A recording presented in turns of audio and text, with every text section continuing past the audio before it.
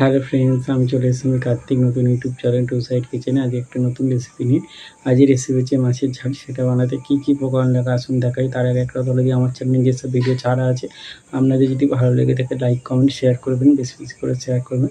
আপনি যদি আমার চ্যানেল নতুন হয়ে থাকেন প্লিজ সাবস্ক্রাইব করে দেবেন, নিচে বেল নোটিফিকেশনটা অল করে দেবেন যাতে আমার ভিডিও আপনাদের কাছে আগে পৌঁছে। তাহলে চলুন মাছের ঝাল রেসিপিটা বানাতে কী কী উপকরণ লাগে আসুন দেখাই।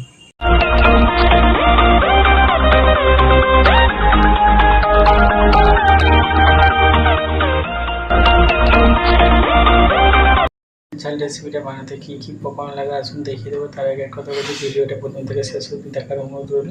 চলুন রেসিপিটা শুরু করি। এখানে 4 পিস মাছ আমি নুন হলুদ মাখিয়ে নিয়ে নিয়েছি। গ্যাসটা জেলে তেলটা দিয়ে গরম করতে বসিয়ে দিয়েছি। মাছটা দিয়ে দিয়েছি, ভালো করে ভেজে নেবো।